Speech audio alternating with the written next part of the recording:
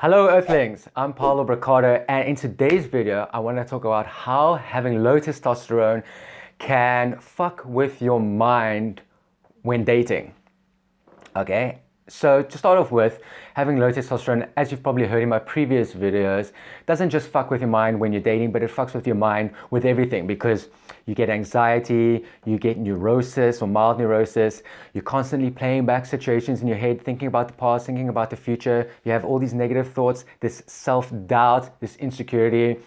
So, I mean, those are common symptoms for people, for many people with low testosterone. But today, I just want to give you kind of my experiences of it, specifically when dating and how it can affect your mindset. And I'm doing this so that you can be aware of it, so that you don't let those mindsets get you down, that you can be aware of it and that you cannot let it take over your thoughts.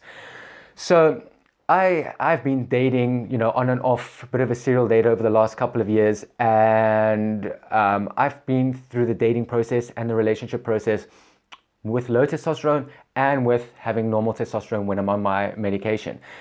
So when I am experiencing sort of troubles when I'm dating or in my relationships when I have low testosterone, it gets very bad. Okay, the neurosis gets out of control. This is the kind of symptoms that you can expect and that I've gone through when I've had low testosterone, and then all the anxiety and neurosis. So let's say things are going wrong with a relationship, or you haven't heard back from a woman in a while. You get absolutely paranoid. You start checking your phone. Why hasn't she texted me back? And your mind starts replaying all these situations in your head, like, oh my God, is she not interested anymore? Did I do something wrong? And it's really kind of a crippling sort of psychology that goes on. And a lot of the time, like especially for me later on, I realized that I was doing this. I was aware that I was doing this. I knew that that's not the way that I am and the way that I think, but I just couldn't help it. It was kind of like this feeling just overwhelms you and it takes over your logic and your senses. And, it's frustrating because you want to focus on work, or maybe you want to focus on gym, and next thing you know, your mind's wondering about why this stupid woman hasn't texted me back. A lot of the time, you don't even care whether the woman texts you back or not, or why you haven't heard from her or anything like that. But you just get kind of insecure, you get neurotic, and you start questioning yourself. And it's really a bad mindset to be in, and you have to do everything that you can to try and avoid that, because it's fucking frustrating and it's annoying. And you kind of know at the back of your mind it's due to the low testosterone and that it's affecting your mindset, but you still can't help it. And that's the frustrating part about it. Okay, now let's compare that to like the times that I've been dating or I've been having relationship problems and my testosterone levels have been normal.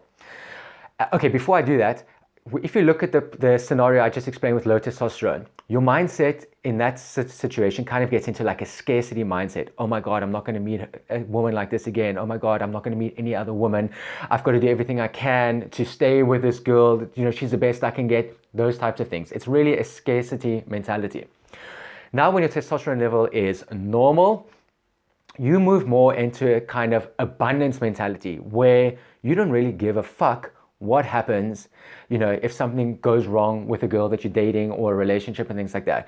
So for example, if I'm not one to chase after a woman and I won't text them, I usually text back if they text me. And when I'm in a normal testosterone levels, I have that attitude. I really don't give a shit if they text me back or not. I don't overplay situations in my head. I get on with my work.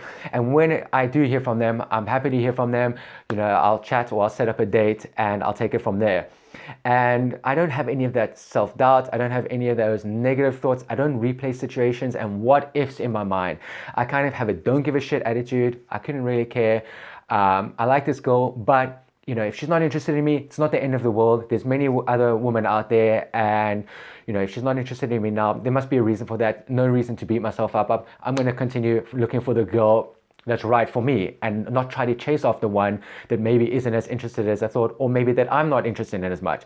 And so I won't really care. And even though if I like a girl, I'll try not to let it get to me too much. I mean, sure, it's things if you've got a lot invested with a woman and then things go south, but the point is that you won't have that negative self-doubt, those emotions, those thoughts going on in your head, right? And that's really a good position to be in. And it's just funny that how a little chemical or hormone in your body like testosterone can have a huge effect on your mindset like that.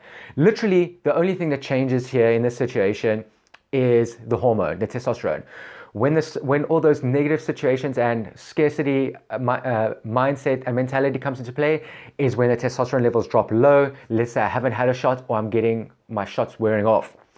But the minute I get on my shot, man, I'm in fucking, like just go for it mode.